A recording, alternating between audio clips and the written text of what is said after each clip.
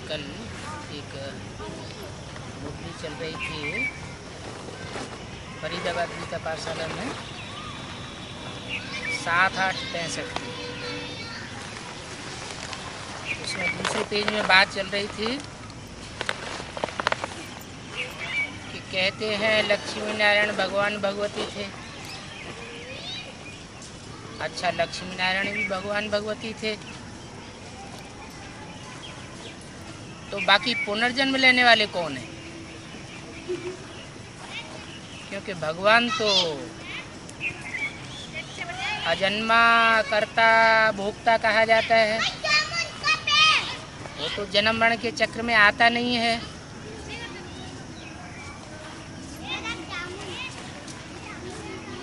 और उस ज्योति बिंदु निराकार शिव का किसी से कोई हिसाब किताब कर्मों का भी लेन देन नहीं है जो कर्म बंधन में बंधे।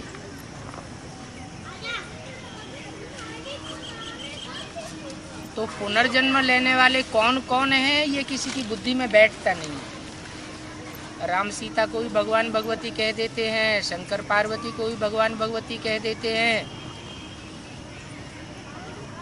फिर पुनर्जन्म लेने वाले कौन? ये किसकी बुद्धि में बैठा नहीं है। बाप बैठ समझाते हैं, माने जो भी हम बिंदु बिंदु आत्माओं का बाप है शिव ज्योति बिंदु, वही बैठ किसी शरीर में समझाता है। जैसे गीता में कहा है प्रवेश तुम, मैं प्रवेश करने योग्य हूँ।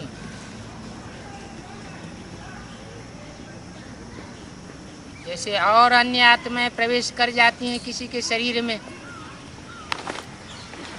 और अच्छा या बुरा पार्ट बजाती हैं, वैसे मैं भी किसी शरीर में प्रवेश करके पार्ट बजा सकता हूँ।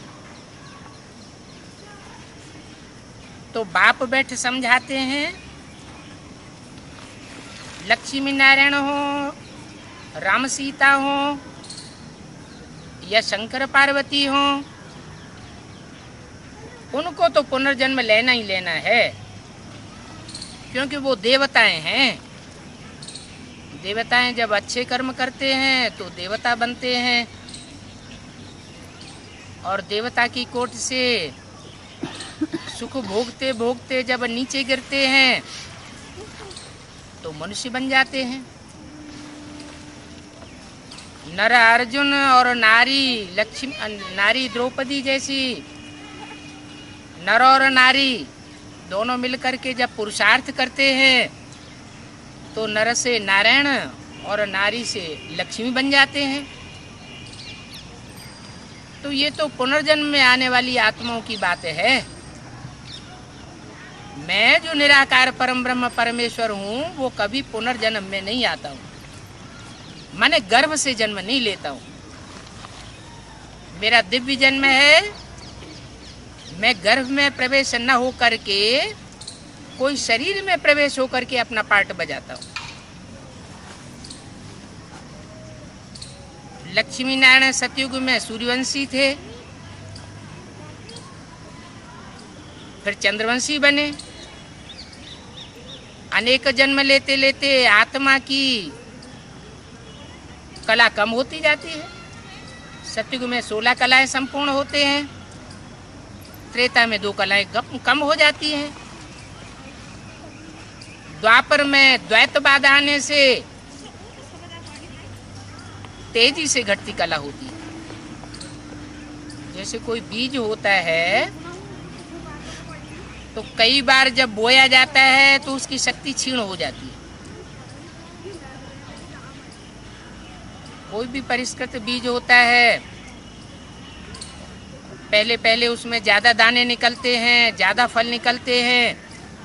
दोबारा बोया जाता है तो पहले की अपेक्षा कम फल देने वाला बनता है, उसका पौधा भी छोटा होता जाता है।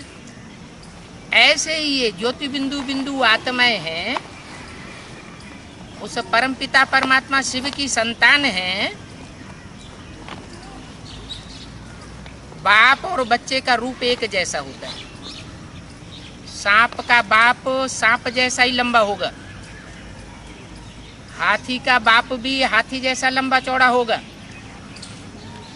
तो हम जो बिंदु बिंदु आत्माएं हैं, जिनकी यादगार ज्योति बिंदु मस्तक में बिंदु लगाया जाता है या स्मृति में टिकने की निशानी टीका लगाया जाता है, वो ज्योति बिंदु आत्माएं भी परमपिता परमात्मा शिव की तरह ज्योति बिंदु हैं। अब शिव बाप को याद करने के लिए भक्ति मार्ग में ऋषियों मुनियों ने उस ज्योति बिंदु का बड़ा आकार शिवलिंग बनाई दिया। वो शिवलिंग सिर्फ भारत में ही नहीं पूजा जाता है, विदेशों में भी जहाँ जहाँ खुदाइयाँ हुई हैं, चाहे ग्रीस में हुई हो, मेसोपोटामिया में हुई हो, मोहनजोदड़ो हड़प्पा की खुदाई में हुई हो, हर जगह वो 5000 4000 वर्ष पुराने शिवलिंग मिले हैं, जो उसकी यादगार को आज तक भी कायम बताते हैं कि वो ज्योति बिंदु का बड़ा आकार शिवलिंग बहुत पुराना समय से पूजा चला आता है। तो वो जन्म मरण के चक्र में नहीं आता, वो पुनर्जन्म नहीं लेता। अगर वो भी पुनर्जन्म में आने लगे तो हम जन्म मरण के चक्र में आने वाली आत्माओं को छुड़ाने वाला इस संसार में कोई नहीं है। इसलिए वो एक तुरीय आत्मा है। बाकी लक्ष्मी नारायण, राम सीता, शंकर पार्वती, ये सब देवताएं तो हैं, जो अच्छे कर्म करके देवताएं बनते हैं, सुख भोगते भोगते नीचे गिरते हैं तो मनुष्य बनते हैं, और संग के रंग में आकर के राक्षसों जैसे भी बन सकते हैं। मनुष्य अच्छे कर्म करता है तो नर से नारायण बनता है, बुरे काम करता है तो राक्षस बन जाता है। बाकी राक्षसों की कोई अलग से योनि नहीं होती है। देव योनि कहा जाता है। देव योनि का मतलब ही है जिसके अंदर दिव्यता भरी हुई हो, जो दूसरों को सुख देता हो, सुख लेने की इच्छा करने वाला ना हो, इच्छा मात्रम अविद्या की स्टेज वाला हो, वो नारायण जैसा कहा जाता है। हमारे मनुष्य जीवन का लक्ष्य परमात्मा देता है गीता में कि हे अर्जुन, तू ऐसी करनी कर जिससे तू नर से नारायण बने, और नारी तू ऐसी करनी कर जिससे तू द्रौपदी नारी से लक्ष्मी बने। तो वास्तव में हम ही पहले सूर्यवंशी बनते हैं सतयुग में, त्रेता में चंद्रवंशी बने, द्वापर में वैश्यवंशी बने, और कलयुग में आकर के सब शूद्रवंशी हो जाते हैं। ये बात कोई परमात्मा आकर के नई नहीं बता रहा है, शास्त्रों में भी मनुष्य गुरुओं ने लिखा हुआ है। आज से 400-500 साल पहले तुलसीदास जी ने आकर के लिख दिया, भय वर्ण शंकर सबे, सब जातियां वर्ण शंकर हो गई, माने सब शूद्र हो गए। इस दुनिया में कोई ब्राह्मण देवता नहीं रहा। ब्राह्मणों को देवता कहा जाता है, ब्रह्मा की औलाद को ब्राह्मण कहा जाता है। जैसे विष्णु की औलाद को या विष्णु के फॉलोअर्स को वैष्णव कहते हैं, शिव की औलाद को, शिव के फॉलोअर्स को शैव कहते हैं,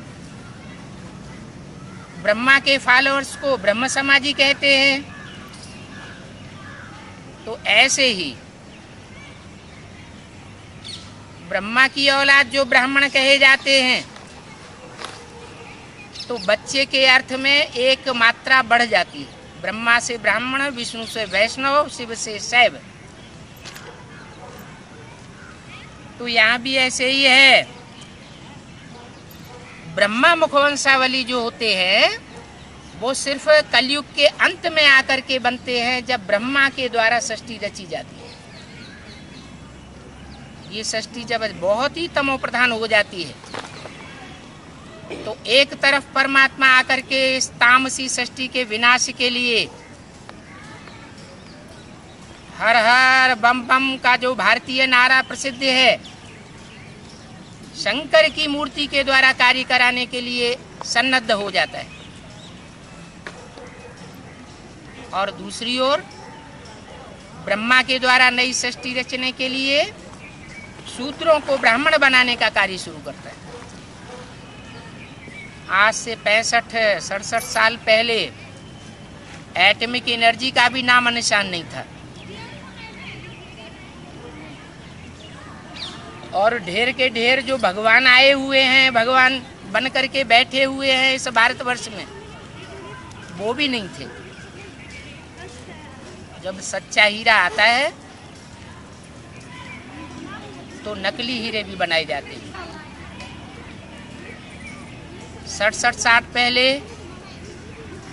1936 में जब सारे भारतवासियों की एक ही आवाज थी, हे पतित पावन आओ, गांधी जी के साथ मिलकर के एक आवाज से, वाइब्रेशन से परमात्मा को खींच रहे थे। उस समय उनके अनजान में परमात्मा इस सृष्टि पर आ चुका था, और आकर के उसने दोनों ही कार्य इस सृष्टि पर शुरू कर दिए। एक तरफ एटॉमिक एनर्जी का निर्माण शुरू हुआ। उस समय कोई नाम निशान भी नहीं जानता था कि एटम बम क्या चीज होती है, क्योंकि हमारी भारतीय परंपरा में शंकर के नाम के साथ हर हर बम बम शब्द जुड़ा हुआ है। तो बमों के द्वारा वो सारी अशांत सृष्टि को शांत कर देता है। वो कार्य भी शुरू हुआ, और दूसरी तरफ ब्रह्मा के द्वारा प्रत्यक्ष रूप में स्थापना भी शुरू हुई सिंध हैदराबाद से, जिसका फाउंडेशन कलकत्ते में पड़ा, जहां आज भी इस षष्ठी वृक्ष की यादगार बनियन ट्री खड़ा हुआ है। षष्ठी वृक्ष के बारे में गीता में भी बोला हुआ है, अश्वत्थम आहोरव्ययम। ये षष्ठी एक उल्टा लटका हुआ झाड़ है, उसकी यादगार वो झाड़ वहां गंगा सागर के किनारे दिखाया हुआ है, जिसका मेन थुर और मुख्य जड़ वो लोप हो चुकी है। देवी देवता सनातन धर्म,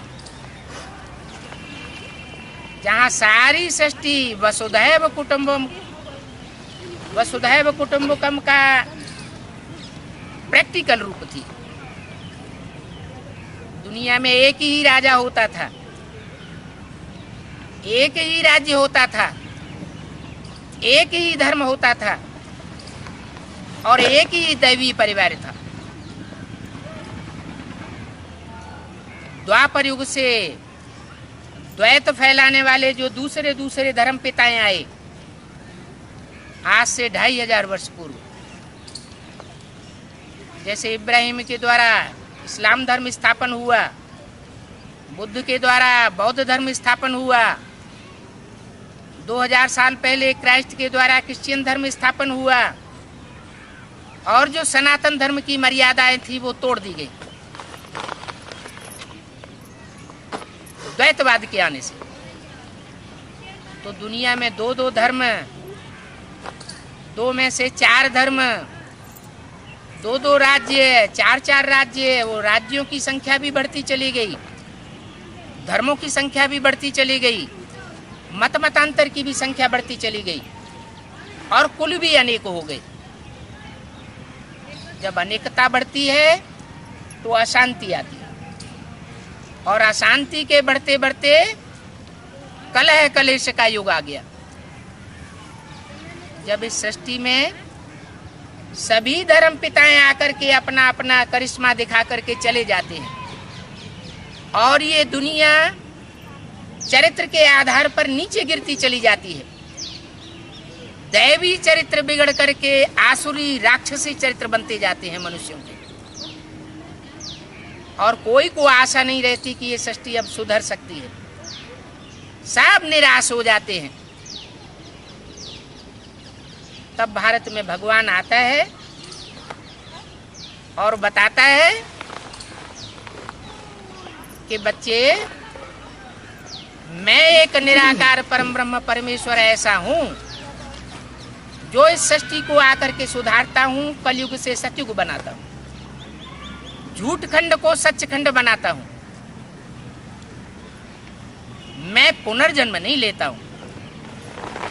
और बाकी जितने देवताएं हैं, चाहे राधा कृष्ण हो, चाहे राम सीता हो, चाहे लक्ष्मी नारायण हो, वो सब पुनर्जन्म में आते रहते हैं। पुनर्जन्म में आते आते जिंदगी के सुख भोगते भोगते आत्मा रूपी बीज कमजोर होता जाता है। इसका मिसाल है, आज से 400 साल 500 साल पहले महाराणा प्रताप की तलवार आज भी म्यूजियम में रखी हुई है। हम सामान्य लोग उस तलवार को उठा नहीं सकते, क्योंकि उनका लंबा चौड़ा शरीर था। उस समय आत्मा रूपी बीज में पावर थी, तो शरीर रूपी झाड़ भी पावरफुल था। अब हम भारतवासियों के शरीर आत्मा के तमो प्रधान होने के कारण तामसी बन गई, आंखें अंदर घुस गई, शरीर बेडोल हो गए, और विकृत सुख भोगते भोगते हमारी आत्मा में विकृति आने के साथ साथ शरीर भी पूरे बीमार धीमार दुखी रोगी परेशान हो गए। अभी परमात्मा बाप आकर के बताए रहे कि बच्चे, जो भी देवताएं हैं उन सबको पुनर्जन्म लेना है।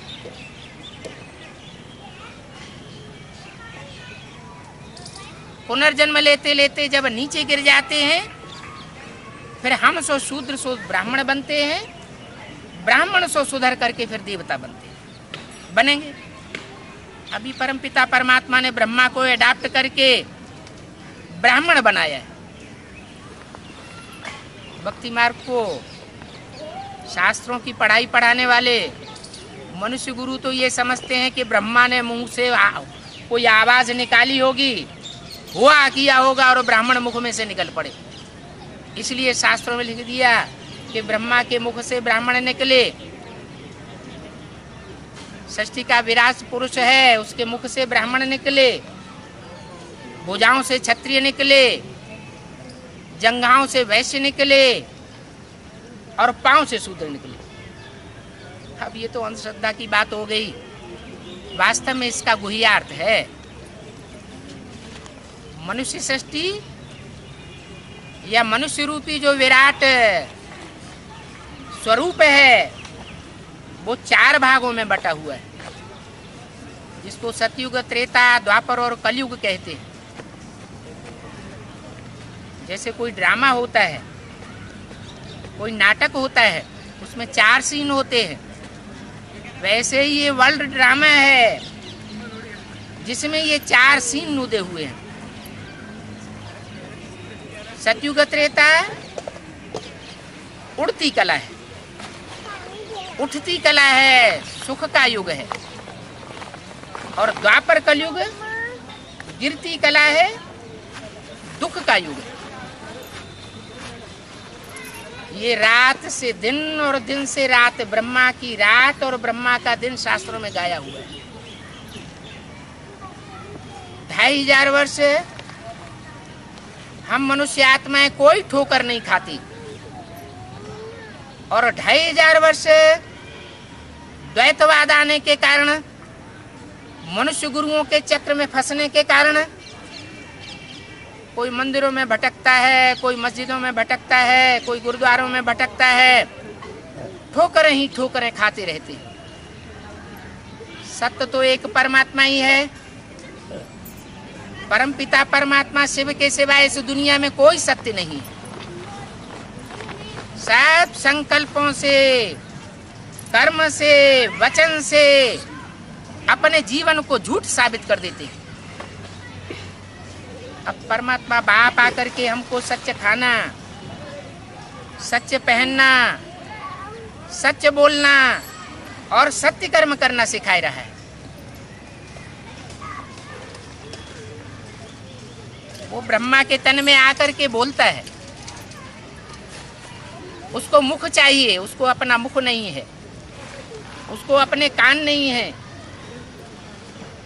इसलिए शास्त्रकारों ने कह दिया, बिनु पग चले सुने बिनु काना, कर बिनु कर्म करे विधि नाना, आनन रहित सकल रस भोगी। लेकिन जब उनसे पूछा जाए कैसे, कैसे सकल रस भोगी, कैसे बिना आंखों के देखता है, तो कहते हैं वो तो भगवान है, कुछ भी कर सकता है। नहीं, भगवान आकर के अंधश्रद्धा नहीं सिखाता, वो तो सीधा सा हल दे रहा है कि जैसे भूत प्रेत आत्माएं प्रवेश कर जाती हैं, मैं भी प्रवेश करता हूं। मैं प्रवेश करके कोई मनुष्य तन में ज्ञान सुनाने का काम करता हूं। मेरा और कोई पार्ट नहीं है। तुम्हारा आत्माओं के साथ हिसाब किताब है, मेरे साथ तुम्हारा कोई ऐसा हिसाब किताब नहीं है जो मैं जन्म मरण के चक्र में आऊं और 84 के चक्र में फंसूं। कोई पूछे कैसे तुम ब्राह्मण से देवता बने, कैसे तुम देवता से शूद्र बने, तो तुम बता सकते हो। बोलो, ब्रह्मा मुख से परमपिता परमात्मा ने हमको ब्राह्मण बनाया है। ब्रह्मा की औलाद ब्राह्मण कहे जाते हैं। ब्रह्मा का दूसरा नाम शास्त्रों में मनु बताया है। मनु माने मनन चिंतन मंथन करने वाला। एक होते हैं जानवर और एक होते हैं मनु की औलाद मनुष्य। जानवरों को जब आवेग आता है तो वो कोई मनन चिंतन मंथन नहीं करते। आवेग आया और जो कुछ करना है, काम क्रोध लोभ मोह अहंकार, वो अपना पूरा कर लेते हैं। उनको जानवर कहा जाता है। और मनुष्य मननात् मनुष्य कहा जाता है। जो मनन चिंतन करता है वो मनुष्य कहा जाता है। कोई भी काम करने से पहले मन का उपयोग मनुष्य करता है। तो ये बात परमात्मा बाप आकर के ब्रह्मा के मुख से हम बच्चों को समझाते हैं, बच्चे इस मन को पहले जीतना है। मन ते हारे हार, मन ते जीते जीत। मन को कंट्रोल कर लिया तो ये 10 इंद्रियां, 5 ज्ञान इंद्रियां और 5 कर्म इंद्रियां, ये सब कंट्रोल में आ जाती है। जब ये कंट्रोल में आ जाएंगी तो रावण के जो 10 सिर हैं, जो सारी दुनिया को डोलायमान कर रहे हैं, काम क्रोध लोभ मोह अहंकार और प्रकृति के 5 तत्व, पृथ्वी जलवायु अग्नि आकाश, ये सब तुम बच्चों के सहयोगी बन जाएंगे। तुम्हारे ऊपर है सारा मदार इस सृष्टि को परिवर्तन करने का। लेकिन ये सब सिखाने वाला कौन है? बोलो, बाप ही पतितों को पावन बनाते हैं। वो बाप बनता है सृष्टि पर आकर के, माता भी बनता है। इसलिए पहला रूप आता है ब्रह्मा। क्या साधारण जो सृष्टि रची जाती है, मनुष्य जो हद की सृष्टि रचते हैं, तो बच्चा पहले किसके संपर्क में आता है? माँ के संपर्क में आता है, माँ को पहचानता है। ऐसे ही परमात्मा बाप जिस मनुष्य तन में प्रवेश करते हैं, वो मृदुल पार्टधारी आत्मा है, कृष्ण की सोल, जिसके लिए शास्त्रों में कहा गया, हे कृष्ण नारायण वासुदेव। वो दोनों ही एक ही आत्मा है, नारायण अथवा कृष्ण। वही जन्म मरण के चक्र में आते आते आखिरी जन्म में आकर के सिंध हैदराबाद में दादा लेखराज ब्रह्मा के रूप में जन्म लेते हैं। कलकत्ते में जाकर के उनकी जवाहरात की दुकान बनती है और वहां वो अपना धंधा करते। 60 वर्ष का होने के बाद उनका धंधे में मन नहीं लगता,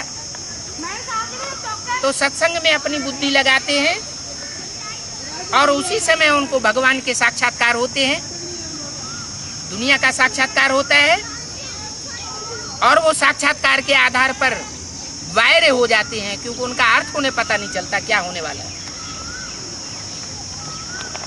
उन अर्थों को समझने के लिए वो अपने गुरु से पूछते हैं, गुरु उनको कोई समाधान नहीं दे पाता। सोचते हैं एक गुरु हमने जो बनाया हम उसमें फेल हो गए होंगे, हमने अच्छा गुरु नहीं बनाया। बनारस में जाकर के बड़े बड़े अच्छे विद्वान पंडित आचार्य हैं, उनसे जाके पूछो। तो कई महीनों तक बाबा ब्राह्मणों के संग में आए, बनारस की विद्युत मंडली में गए, बड़े बड़े अवधूतों और बड़े बड़े साधुओं से मिले, उनकी शंका का समाधान किसी ने नहीं किया। आखिरी उनकी गुरुओं से श्रद्धा हट गई और वो अपने जीवन पर विचार करने लगे कि हमारे जीवन में ऐसा व्यक्ति कौन है जो हमें सबसे सच्चा साबित हुआ हमारे जीवन में। तो उनका 10 साल से एक भागीदार था दुकान में, जो उनका लौकिक संबंधी भी था, वो भी जवाहराती था, लेकिन उनके जवाहरातों की दुकान इस कलयुगी संसार में जास्ती चलती नहीं थी। ब्रह्मा बाबा ने उनको अपना भागीदार बना लिया। जब अपना सत्संग शुरू किया तो ये तय किया कि जितनी भी हमारी करोड़ संपत्ति है उससे तुम ये दुकान संभालो और तुम्हारी रही मेहनत और मेरा रहा पैसा, जो भी कमाई हो उसमें से आधा हमको देते रहना। हम तो जाके सत्संग में लगे। ये त्याग और तपस्या का फल उनको मीठा मिला। भगवान उनमें प्रवेश करके उन्होंने कार्य शुरू किया, लेकिन एकदम शुरुआत में नहीं। पहला जो कार्य है वो उसी भागीदार के द्वारा शुरू होता है। भागीदार वो राम की आत्मा थी। राम और कृष्ण यही इस सृष्टि रूपी रंगमंच के 2 पहिए हैं, जिनको दूसरे धर्मों में एडम और ईव, आदम और हवा कहा जाता है। वही माता पिता का पार्ट बजाते हैं। वास्तव में उनकी आत्माएं माता पिता का पार्ट नहीं बजाती। विश्व सृष्टि के माता पिता बनने के गट्स उनमें नहीं होते हैं। वो सुप्रीम सोल उनमें जब प्रवेश करता है आखिरी जन्म में, तब वो माता पिता का पार्ट बजाते हैं। ब्रह्मा बाबा जब कलकत्ते पहुंचे बनारस से, तो उन्होंने अपने साक्षात्कारों की सारी बात भागीदार के सामने रख दी और भागीदार में परमात्मा शिव ने प्रवेश होकर के उनके साक्षात्कारों का सारा क्लैरिफिकेशन दे दिया।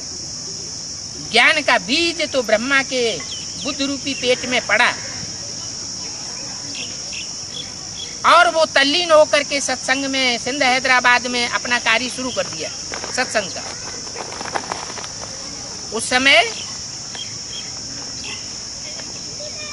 वो जो भक्ति मार्ग की गीता है, जो सर्वशास्त्र शिरोमणि गाई जाती है, उस गीता के ही अर्थ करके सुनाई जाती थी। वो गीता उस समय उसके गुह्य अर्थ नहीं खुले थे, तो ऊपर ऊपर की जनरल नॉलेज सुनाई जाती थी। जैसे गीता में आया है, आत्मा का स्वरूप बताया, अणु अणियान समनुस्मरेत है। आत्मा अणु रूप है, तो यह बात बुद्धि में बैठाई गई कि भ्रकुटी के बीच चमकता है जब सतारा, जो ये सिंधियों में कहावत है, वो ये गीता के वाक्य से मिलती हुई बात है। भ्रकुटी के बीच में वो आत्मा रूपी राजा इस शरीर को कंट्रोल करने वाला बैठा हुआ है, जिसकी यादगार में लोग बिंदी या टीका लगाते हैं। ऋषियों महर्षियों ने मनुष्य आत्मिक स्मृति में बना रहे, देह भान में ना आए, देह की स्मृति से परे बना रहे, इसके लिए उन्होंने ये युक्ति बताई थी कि अपने को बिंदु आत्मा समझो, बिंदु मस्तक में धारण करो, टीका लगाओगे तो आत्मिक स्मृति में टिकने की याद बनी रहेगी। एक दूसरे को देखने के से स्त्री पुरुष का भान उतना नहीं पकड़ेगा, लेकिन बाद में ये एक परंपरा मात्र रह गई। बिंदी और टीका अपनी जगह लाया जाता रहा और जो असली अर्थ उसका था वो लोगों को भूल गया। तो ये ज्ञान का बीज आरोपण यज्ञ के आदि से ही हो चुका था कि हम बिंदु बिंदु ज्योति बिंदु आत्माएं हैं, और वो बिंदु बिंदु बाप परम पिता परमात्मा वो हमारा बाप है, वो भी बिंदु बिंदु आत्माओं का बाप बिंदु है। लेकिन अंतर सिर्फ इतना है कि हम आत्माएं जन्म मरण के चक्र में आने वाली हैं, ऊंचते नीच गिरने वाली हैं जन्म लेते लेते, और वो ऊंचते नीच कभी नहीं गिरता। वो सदा शिव कहा जाता है। शिव माना कल्याणकारी, वो सदैव ही कल्याणकारी है। देवताएं तो देवियों में कल्याणकारी होते हैं एक दूसरे के। जब देवताएं गिरते गिरते नीचे गिरते हैं तो तामसी बन जाते हैं, राक्षसी स्वभाव वाले भी कोई कोई बन जाते हैं, तो वो दुखदाई बन जाते हैं। तो मनुष्य आत्माएं जन्म मरण के चक्र में आकर के नीचे भी गिरती है। सुप्रीम सोल परमात्मा शिव कभी नीचे नहीं गिरता, वो मनुष्य तन में प्रवेश करके भी सब प्रकार के मनुष्यों के जो साधारण मनुष्यों के कर्म होते हैं वो कर्म करते हुए भी कर्मेंद्रियों को कंट्रोल करके रहता है। वो किसी को दुख नहीं दे सकता। उसकी हर प्रकार की वाचा, उसकी हर प्रकार के कर्म साधारण मनुष्यों को साधारण देखने में आवेंगे, लेकिन जो अनेक जन्मों की ज्ञानी तू आत्माएं रही होंगी, ज्ञान में विचरण करने वाली रही होंगी, वो उस बात की गहराई को जल्दी समझ लाती। समझाने वालों के ऊपर भी होता है, और जो होता है वो पूर्व जन्मों के हिसाब किताब से ही होता है। पूर्व जन्मों का हिसाब किताब हर मनुष्य आत्मा के जीवन में बहुत महत्व रखता है। जब वो हिसाब किताब एक दूसरे से मिलते हैं तो ज्योति से ज्योति जग जाती है। इसकी यादगार दीपावली मनाई जाती है। पहले यमराज का एक बड़ा दीपक जलाया जाता है। धर्मराज कहो, यमराज कहो, धर्म का जो राजा है, जिसको शास्त्रों में क्या नाम दे दिया, युद्ध स्थिर, धर्मराज युधिष्ठिर कहते हैं। वो आत्मा पहले जगती है और जग करके दूसरी जो नंबरवार पुरुषार्थी आत्माएं हैं, उन आत्माओं की ज्योति को जगाती है। इसलिए पहले वो यमराज का दीपक जलाते हैं और बाद में दूसरे दीपकों को जलाया जाता है। उनमें भी पहले थाली में 8 दीपक रखते हैं जो अष्ट देवों की यादगार है। हमारे भारत में कोई भी अनुष्ठान होगा तो नवग्रहों का पूजन किया जाता है। उनमें एक है परमात्मा ज्ञान सूर्य स्वयं, और वो अष्टदेव आत्माएं जो नवग्रहों के रूप में आज भी पूजी जाती हैं। जरूर उन्होंने इतना पवित्रता का व्रत धारण किया है जिसके आधार पर उनकी पूजा होती है। तो वो देव आत्माएं सारे संसार की ज्योति जगाती, निमित्त बनती है। तो तुमसे कोई पूछे कि तुम कैसे ब्राह्मण बने हो, बोलो ब्रह्मा मुख से परमपिता परमात्मा ने हमको बनाया है।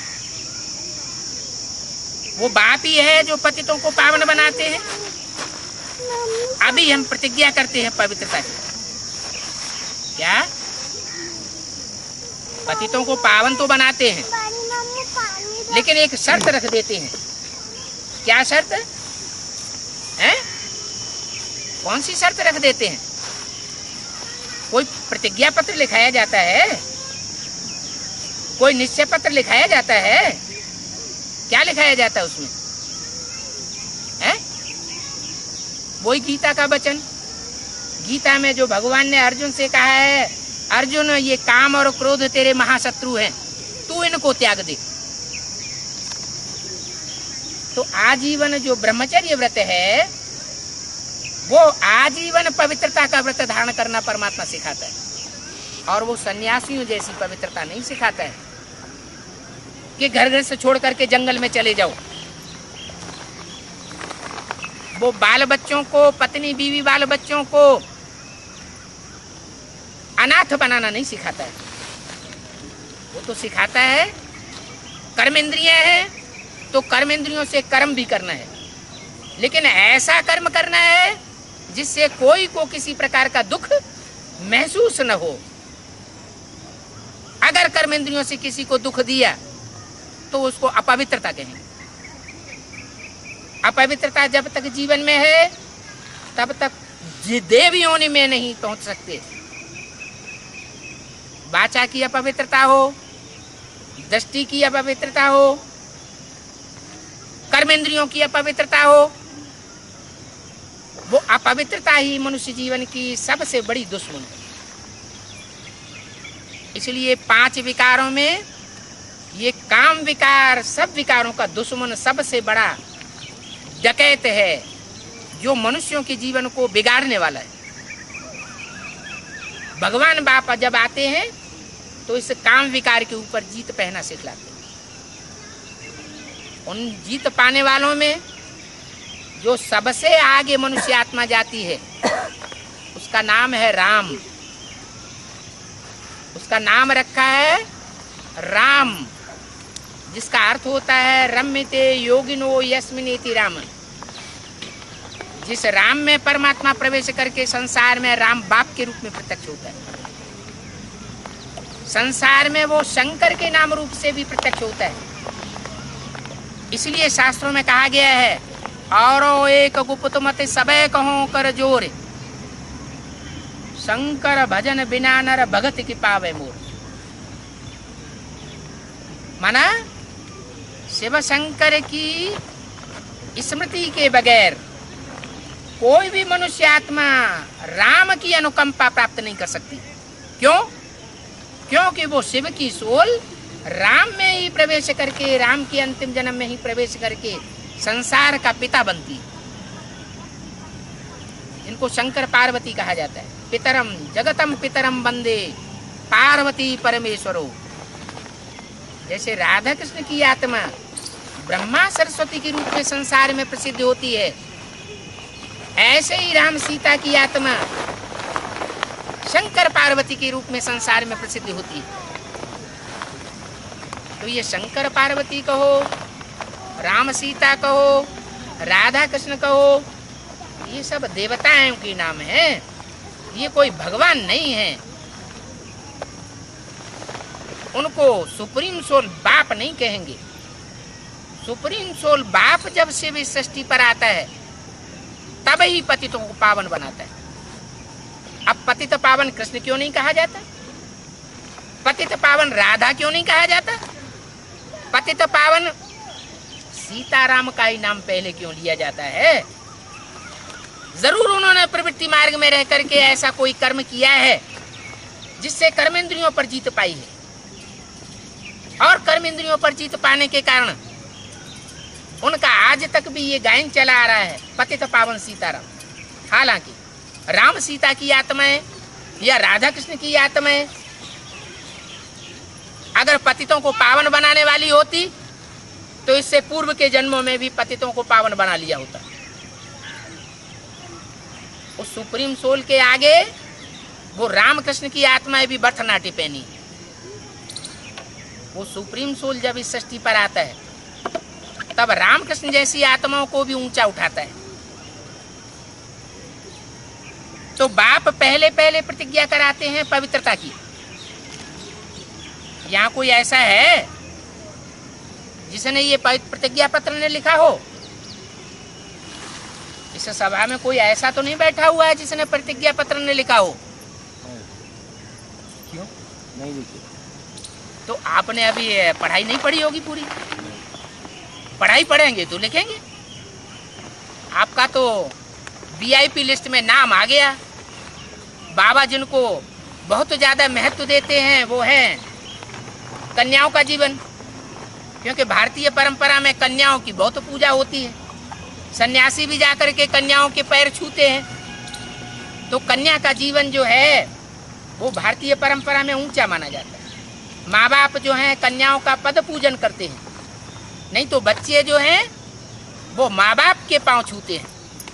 लेकिन भारतीय परंपरा ऐसी है, कन्याओं का इतना मान दिया हुआ है, तो कन्याएं इतना श्रेष्ठ जीवन बिताने के कारण उनको जो जन्म देने वाली आत्माएं हैं वो भी कोई निराली और विशेष आत्माएं होंगी। क्या अगर राम की आत्मा को इस आखिरी 84वें जन्म में जन्म देने वाला कोई व्यक्तित्व है, कृष्ण की आत्मा को इस आखिरी जन्म में जन्म देने वाला कोई व्यक्तित्व है, शारीरिक जन्म, तो कोई साधारण आत्मा तो नहीं होगी। साधारण होगी? नहीं होगी, जरूर विशेष आत्मा होगी। तो इसलिए परमात्मा बाप आकर के कहते हैं, बच्चे मैं विशेष आत्माओं को चुन रहा हूं। क्या लौकिक जीवन में भी दोनों भागीदार थे। रामकृष्ण एक दूसरे के हीरे जवाहरातों के पारखी थे, और इस ब्राह्मणत्व के जीवन में, अलौकिक जीवन में जब आते हैं तो भी जो हीरे रूपी आत्माएं पार्ट बजाने वाली हैं उनके पारखी हैं।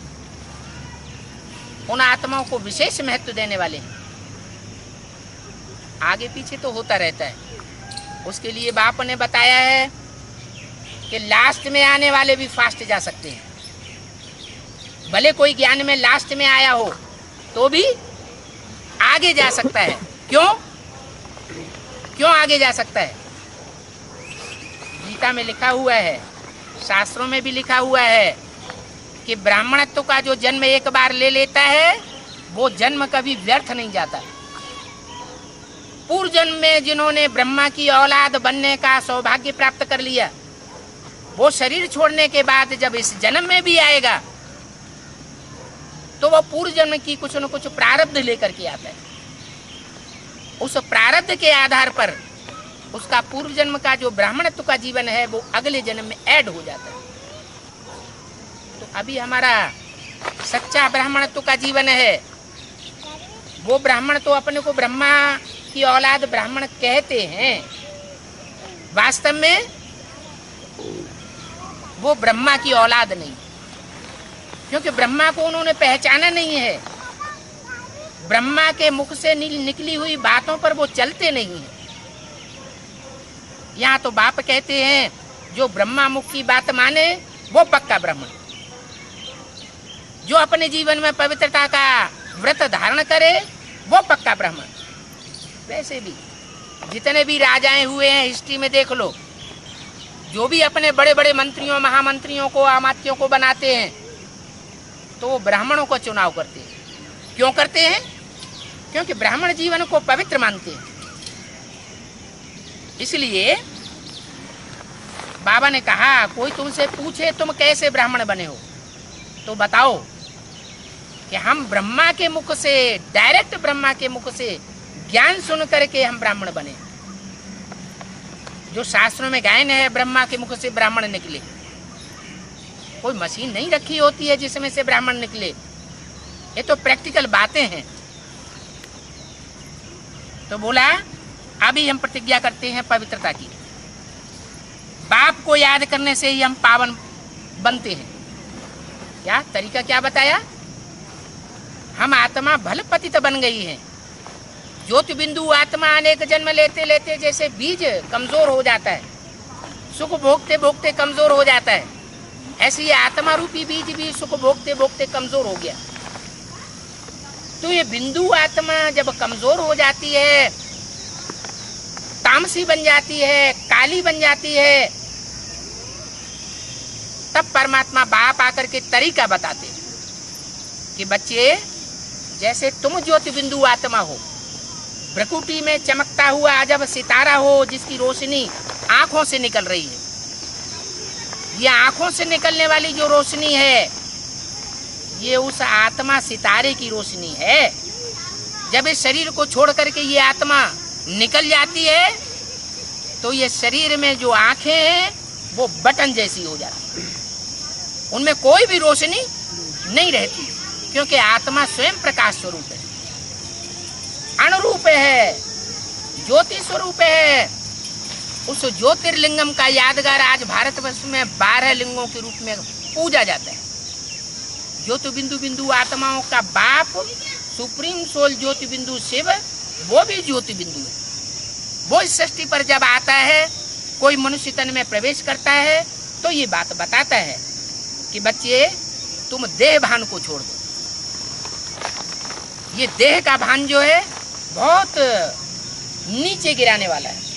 मैं डॉक्टर हूं, मैं मास्टर हूं, मैं प्रोफेसर हूं, मैं ब्राह्मण हूं, पंडित हूं, मैं राजा हूं, मैं रानी हूं। ये देह के टाइटल हैं, आत्मा के टाइटल नहीं। अगर एक दूसरे को आत्मिक दृष्टि से देखें तो सब परमात्मा के बच्चे आत्मा आत्मा भाई भाई, भाई बहन भी नहीं है, भाई भाई है। अगर भाई भाई की दृष्टि में टिकेंगे तो कोई ऊंच नीच नहीं रह जाता। जब ऊंच नीच नहीं रह जाता तो किसी पर क्रोध आने की भी बात नहीं रहती, काम और क्रोध की भी बात नहीं रहती। ये स्त्री चोला हमने भी कई जन्म धारण किया होगा, ये पुरुष चोला हमने भी कई जन्म धारण किया होगा। तो ये तो डब्बा है, डब्बे का रूप बदलता रहता है। असली जो चीज है स्मृति में रखने की, वो है ज्योति बिंदु आत्मा, स्टार, जो प्रकृति के मध्य में चमक रहा है। इन आंखों से देखने में नहीं आता। इन आंखों से देखने में तो मलेरिया के कीटाणु जो एक बूंद में सैकड़ों की तादाद में होते हैं, वो भी नहीं देखने में आते। तो क्या मलेरिया के कीटाणु नहीं होते? अभी तो डॉक्टरों ने ऐसा यंत्र निकाल दिया, उन कीटाणुओं को वो देख लेते हैं। तो ऐसे ही परमात्मा भी हमको दिव्य बुद्धि का ऐसा यंत्र दे रहा है, आत्मिक स्थिति में टिकने का ऐसा यंत्र दे रहा है, जिससे हम अपनी आत्मा के भी अनेक जन्मों के पार्ट को जान सकते हैं और परमात्मा को भी पहचान सकते हैं। परमात्मा बाप सुप्रीम सोल अभी हमको बताए रहा है कि तुम देह की स्मृति से, मिट्टी की स्मृति से मिट्टी जैसी बुद्धि वाले बन गए। चोरों का जो संग करेगा, डकैतों का जो संग करेगा, तो उसकी बुद्धि में चोर डकैतों के संस्कार आएंगे या नहीं आएंगे? आएंगे ना। ऐसे ही हम अगर मन बुद्धि से देह को याद करते रहेंगे, चाहे अपनी देह को कि मैं बड़ा मिनिस्टर हूं, और चाहे दूसरों की देह को, तो देह तो मिट्टी है, वो मिट्टी मिट्टी में मिल जाने वाली है। लेकिन इस मिट्टी के अंदर जो आत्मा हीरा है, वो शाश्वत है, वो कभी नष्ट होने वाला नहीं है। हाँ, तामसी बन चुका है। उस तामसी को सात्विक बनाने के लिए वो जनरेटर आया हुआ है, जो पावर की खान है, सुप्रीम सोल, जो कभी नीचे नहीं गिरता, सदा शिव कहा जाता है। उस ज्योति बिंदु शिव को अगर हम याद करेंगे तो आत्मा की बैटरी चार्ज हो जाएगी।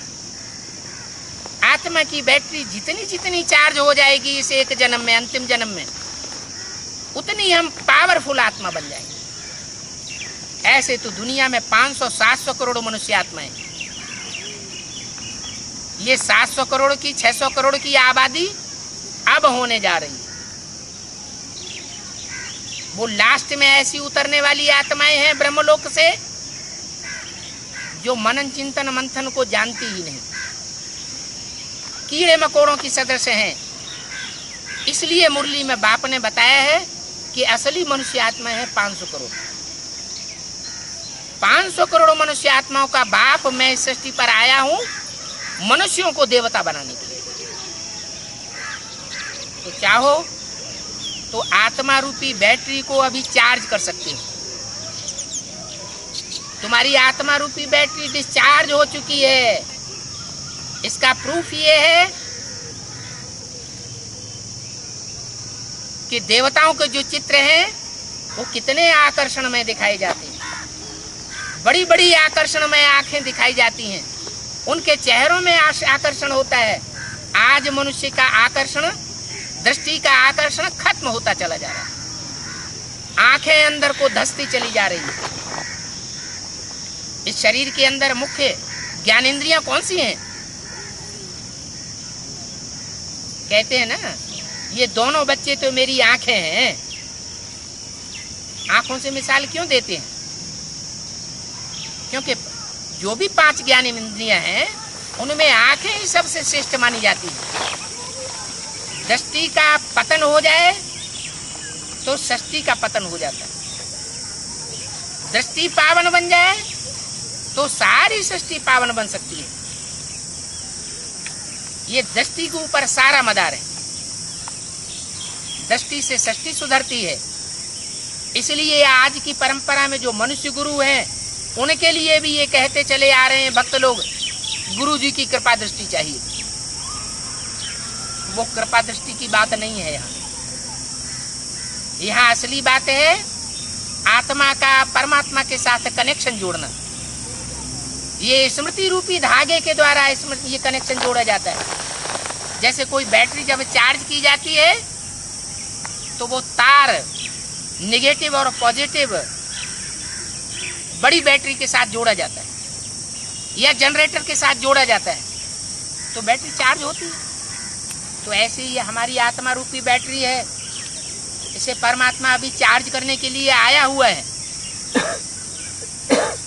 डिस्चार्ज बैटरी जब चार्ज हो जाएगी तो नंबरवार आत्माएं इस सृष्टि पर प्रसिद्ध होंगी।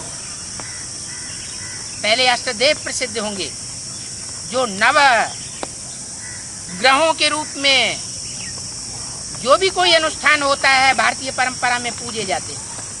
भगवान के साथ उनकी भी पूजा होती है। उसके बाद 108 श्रेष्ठ आत्माएं हैं जो वैजंती माला कही जाती है, जिन्होंने अंत में विकारों के ऊपर पूरी विजय प्राप्त कर ली। वो भी फर्स्ट क्लास आत्माएं हैं। उनका चुनाव अभी होने वाला है। वो आत्माएं भी प्रत्यक्षता रूपी जन्म लेने वाली है। जैसे कोई बच्चा होता है, जब तक गर्भ में गुप्त है तो कोई नहीं जानता। बच्चा जब गर्भ से बाहर आता है, प्रत्यक्ष होता है, तो पहले घर वालों को, फिर गांव वालों को, चारों तरफ उसकी शोहरत होती जाती है। तो ऐसे ही ये दिव्य जन्म आत्मा लेती है तो संसार में वो आत्मा प्रत्यक्ष होना शुरू हो। चाहे वो राम की आत्मा हो, चाहे कृष्ण की आत्मा हो, चाहे सीता की आत्मा हो, चाहे राधा की आत्मा हो, पार्वती की आत्मा हो। अभी 500 करोड़ मनुष्य आत्मा इस सृष्टि पर अपने स्वरूप को पहचानने वाली हैं। ये सृष्टि रूपी रंगमंच है। इस रंगमंच पर कोई भी पार्टधारी अपने पार्ट को अगर न जाने तो परमात्मा बाप कहते हैं वो बेवकूफ एक्टर है जो अपने पार्ट को ही नहीं जानता। अभी बाप हम बेवकूफ एक्टर्स को आकर के बुद्धिमान बनाए रहे। ऐसा बुद्धिमान बनाए रहे हैं जो हर आत्मा ज्योति बिंदु अपने स्वरूप में टिकने के बाद अपने 84 जन्मों को भी जान सके। अगर कम जन्मों को जाना है तो कम जन्म लेने वाली होगी। अगर पूरे 84 को चक्र को जान लिया तो मनुष्य से देव पद पाने वाली। तो अभी का ये जो टाइम है, कौन सा टाइम? एटम बम फटने से पहले का टाइम। आज से 50-60 साल पहले लोगों को बुद्धि में एटम बम क्या चीज होती है ये किसी को पता ही नहीं था।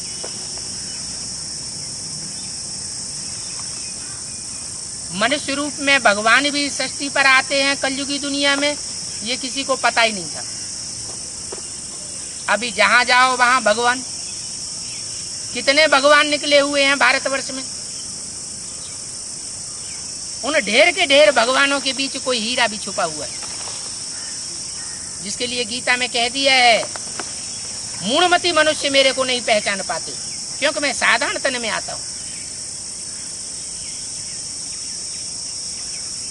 परमात्मा बाप जब आते हैं तो कोई चमत्कार नहीं करते, प्रकृति के कोई भी नियमों को नहीं तोड़ते। वो सारे काम सहज सहज ऐसे ही करते हैं जैसे कोई सामान्य मनुष्य करता है। इसलिए उस सुप्रीम सोल को इन आंखों से नहीं पहचाना जा सकता। ये आंखें विनाशी हैं और सुप्रीम सोल और आत्मा अविनाशी है। किसी आत्मा के पार्ट को हम नहीं पहचान सकते इन आंखों से देख करके। ये परमात्मा बाप आकर के हमको तीसरा नेत्र देता है। वो त्रिनेत्री आकर के बनता है, वो तीसरा ज्ञान का नेत्र देता है, जिस ज्ञान नेत्र से हम अपने आत्मा के अनेक जन्मों को भी पहचानते हैं और परमात्मा बाप के उस साधारण स्वरूप में उस विशेष तुरीया पार्ट बजाने वाले सुप्रीम सोल को भी पहचान लेते हैं। वो कुछ विशेष मूर्तियों के द्वारा पार्ट बजाता है, उन त्रिमूर्तियों को भी पहचान लेते हैं। कौन ब्रह्मा है, कौन विष्णु है, कौन शंकर है, ये पूरा अच्छी रीति समझ में आ जाता है। प्रूफ सहित समझ में आना चाहिए। बिना प्रूफ और प्रमाण के बुद्धिमान लोग मानने के लिए तैयार नहीं होते। बुद्धिमानों की बुद्धि परमात्मा से भी सृष्टि पर आया हुआ है, बुद्धि का वरदान देने वाला है, तो हम क्यों ना वो वरदान को ले लें। अभी लास्ट चांस है, हम सबका आखिरी जन्म है। एटॉमिक एनर्जी हमारे घरों की सजावट के लिए नहीं बनी हुई है, ये बनी है अपना पूरा कार्य करने के लिए। ये वही महाभारत प्रसिद्ध मूसल हैं, ये वही गीता में प्रसिद्ध भगवान की दाढ़ हैं, जिनके लिए भगवान ने कहा है, अर्जुन ये सारा संसार मेरे ऊपर की और नीचे की दाढ़ों में चबाया जाने वाला है। ये एटॉमिक एनर्जी रूपी एटम बम ऊपर भी तैर रहे हैं और नीचे जमीन में भी सुरंगों में रखे हुए हैं। ये दुनिया काल के गाल में है।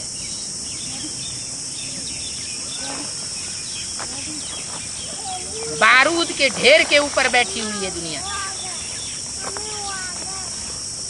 लेकिन ये सब क्यों सामान्य रूप से संसार में चल रहा है?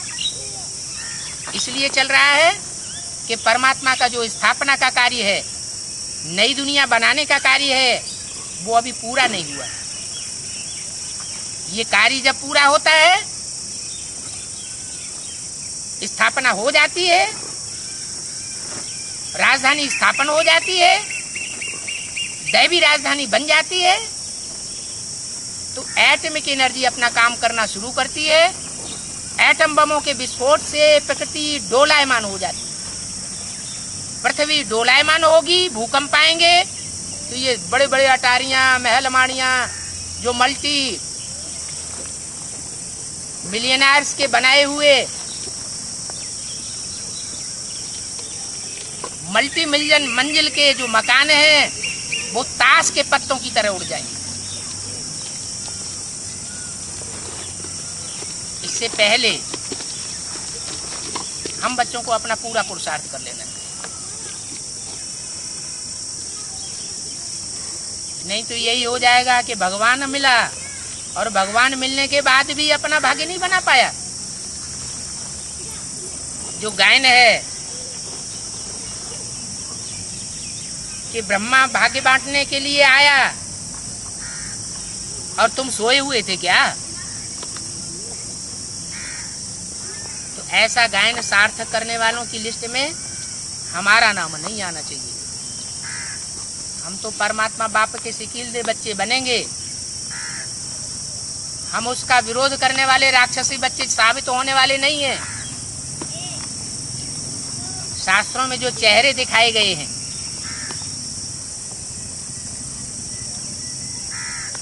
अजंता, एलोरा, एलिफेंटा की 2000 साल पहले जो गुफाएं बनी थी, उनमें जो चेहरे दिखाए गए हैं वो चेहरे अभी तैयार हो रहे हैं। चाहे राक्षसी चेहरा बनाए और चाहे दैवी चेहरा बनाए, ये तकदीर की चाबी परमात्मा बाप हमारी मुट्ठी में दे रहा है। और तो दुनिया वाले गाते हैं सिर्फ मुट्ठी में है तकदीर तुम्हारी। तो वास्तव में अभी हमारी तकदीर हमारी मुट्ठी में है। ओम शांति।